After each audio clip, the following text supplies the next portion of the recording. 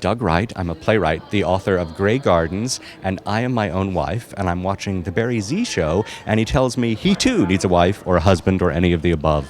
Hi, it's Barry Z from The Barry Z Show at the Center, talking to Michael Musto. Has a brand new book out called Dolce Musto. And it's about what? It's a party in a book. Really? You'll be hungover after this. I'll take a steal of it. Is there a blow-up doll in it? We'll be right back after these messages. Don't go anywhere. Read the book. It'll keep you up all night. I'll get you back up, baby. I'll always get you back up.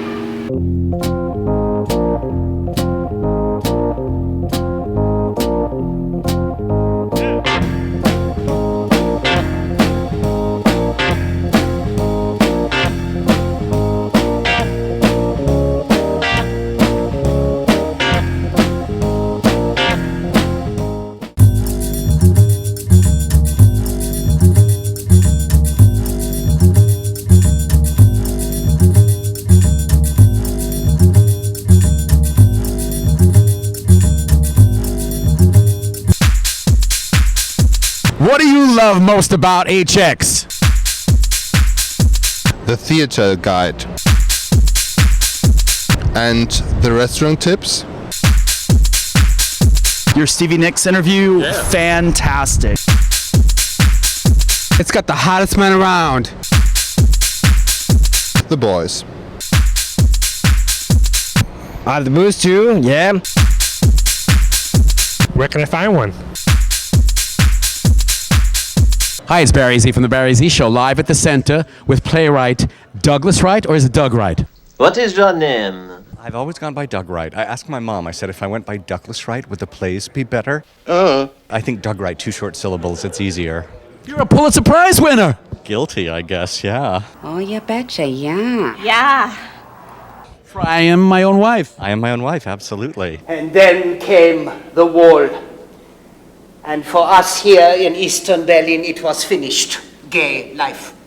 The bars closed, personal advertisements in the newspaper cancelled, no place to meet but the tramway stations and the public toilets. We were not supposed to exist. Persona non grata. How did it feel to win that? It was thrilling. It was amazing. And now I find, of course, my work is burdened by something I never had to contend with before, and that's actual expectation. But it was a thrilling year when that happened. How did you come up with the idea to write I Am My Own Wife? It was basically through my friendship with this renowned East German transvestite, Charlotte von Malsdorf. And the play ran on Broadway in, I think, 2003, and our wonderful actor Jefferson Mays just finished last weekend a world tour and finished in Australia, so we hung up the costume forever. So it was a sentimental weekend for us. Was that based upon the movie by Rosa von Praunheim? It's about the same subject, and Rosa has been tremendously supportive of the play and become a good friend. So he made a movie about Charlotta, I wrote a play about Charlotta, so she brought us together. Sag mal, Charlotte, wie stellst du dir eigentlich vor, dass ich dich als 20-Jährige darstelle? Das war ja direkt nach dem Krieg. Und wie warst du da eigentlich? Warst du da irgendwie Frau oder wolltest Frau sein? Also ich muss sagen, ich fühle mich als weibliches Wesen im männlichen Körper. Ich bin Transvestit, transsexuell nicht. Das heißt, meine Geschlechtsteile haben mich nie geniert. Ich hätte mich auch nie umoperieren lassen. Ich bin sozusagen meine eigene Frau. How long did that run on Broadway, I Am My Own Wife? It was here for a year. It won Tony's too, didn't it? Yeah, it did. It won. Pulitzer Prize for you. I know. Yes! What does that mean? Money? I want that money! A little, yeah. I actually, they give you a very nice check. Can't produce plays without checkies. How much? It was $10,000, and I used it to redecorate my guest bathroom. Damn. And now I'll plug the current project. Grey Gardens? Yes, I hope your viewers will come see Grey Gardens. Just saw it. It was incredible with my friend Christine Ebersole. Yes, who's absolutely brilliant. The elderly bedridden aunt of former First Lady Jacqueline Kennedy, Mrs. Edith Bouvier Beale, my very own mother, can you imagine?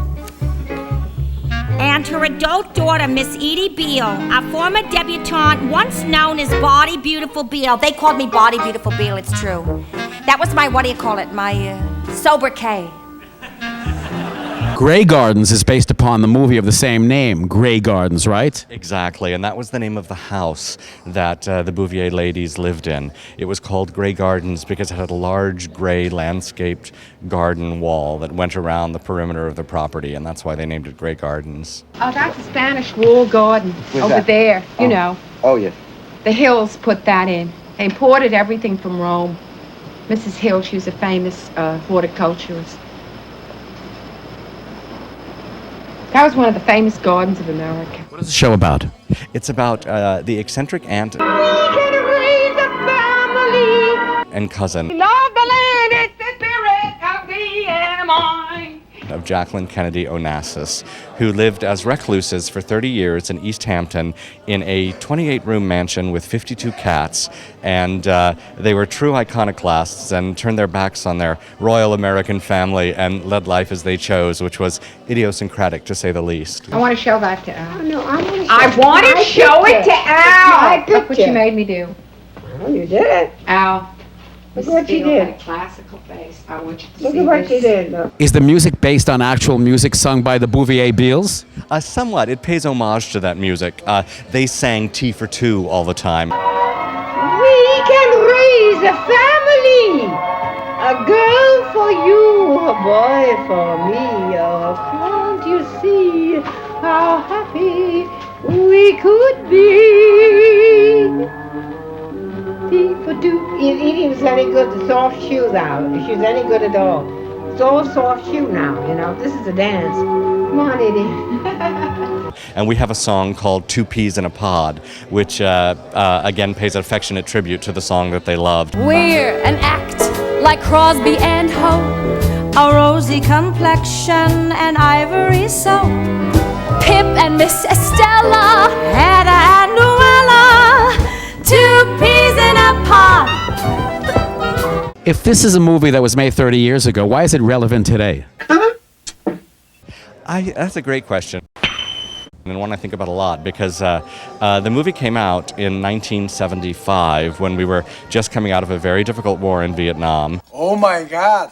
We were really trying to reassess our identity as a nation, and here was a film about America's first family that showed perhaps its seamier edges. And I think as a nation, we're very much in the same predicament right now. We're coming out of a difficult war. We don't know what it even means to be American. We're a country that suddenly sponsors torture. And I think revisiting this classic American family and seeing the chinks in the armor is a really worthwhile thing to do. This is the best thing to wear for the day. You understand?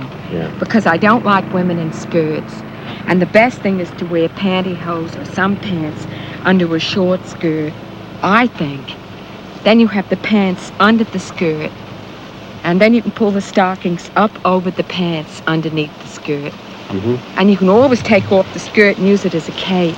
So I think this is the best costume for the day. Okay. I have to think these things up. What's your next project? The next project is going to be The Little Mermaid for the folks at Disney. Under the sea, under the sea. Darling, it's better down where it's wetter. Take it from me. I love The Little Mermaid. That does it. Out you two pixies go, through the door or out the window. Can I play The Little Mermaid? Let me out of here, get me the hell out of here. Well, we can certainly look into it. I don't quite know what our director would think. It's impossible. I'm trying to tell you that. What do you want? You want the tears to come out of my eyes? I'm going to go home with you tonight and take you to bed. What movies of yours can we rent? Oh my gosh. I would say Quills with Jeffrey Rush and Kate Winslet. Well. Or did I frighten you? Frighten me. That's a good one. I'm twice as quick as you are. I suppose you want to know about that silly book of yours. What about my book? It sold like the devil. And then they started burning it.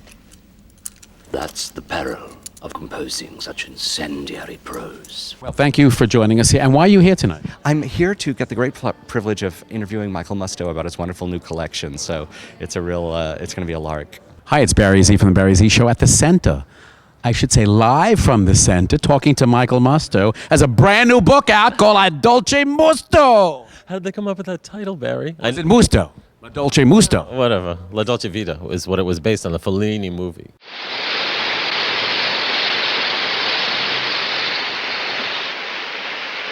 Listen. Silvia.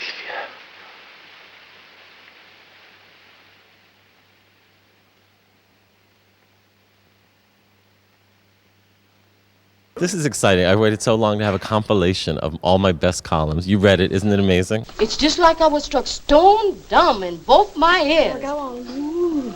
It really is the culmination of many years of open bars.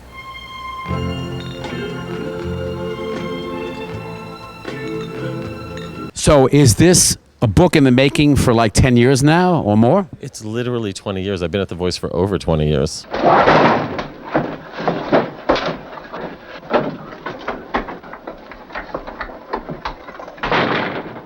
My first column was in hieroglyphics.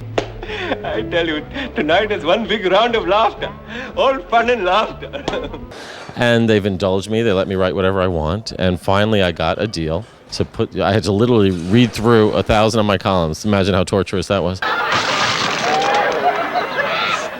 And pick out the best ones. So I have some celebrities, some blind items, some politics, and throw it all together, collate it, and say, here it is. There it is.